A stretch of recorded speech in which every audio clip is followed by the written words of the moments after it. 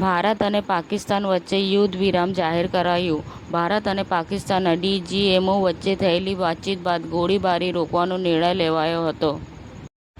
દિલજીત દોસાંઝે આ વર્ષે મેટ ગાલામાં પ્રવેશ કર્યો અને વોગના સૌથી બેસ્ટ ડ્રેસ પોલમાં નંબર 1 પર ઉભરી આવ્યો હતો.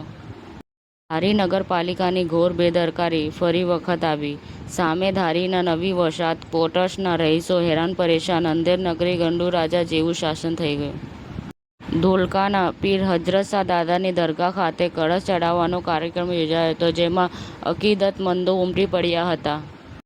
તારીખ 11 મેના રોજ મધર્સ ડે નિમિત્તે અમદાવાદ સિવિલ હોસ્પિટલમાં રક્તદાનની સૌથી મોટી ડ્રાઇવનો પ્રારંભ કરવામાં આવશે.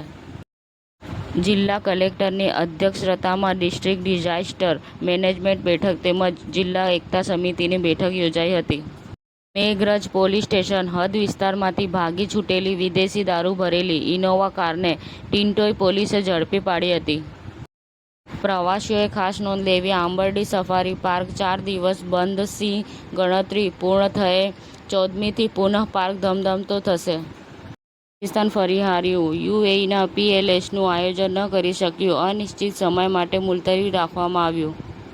બદરખા ગામ ક્ષત્રિય સમાજ દ્વારા મહારાણા પ્રતાપસિંહજી જન્મ જયંતિની ઉજવણી કરવામાં આવી. સમાચાર ટુડે ન્યૂઝ ચેનલની ટીમ અને જે સત્ય છે તે જ બતાવશે. આપ જોતા રહો સમાચાર ટુડે ન્યૂઝ ચેનલ. ગુજરાતની ધરતીનું ગુજરાતીઓ માટે જ, એટલે કે સમાચાર ટુડે ન્યૂઝ. અમારી સમાચાર ટુડે ન્યૂઝ ચેનલને લાઈક કરો, શેર કરો અને સબસ્ક્રાઇબ કરો અને જોડાયા રહો સમાચાર ટુડે ન્યૂઝ ચેનલ સાથે.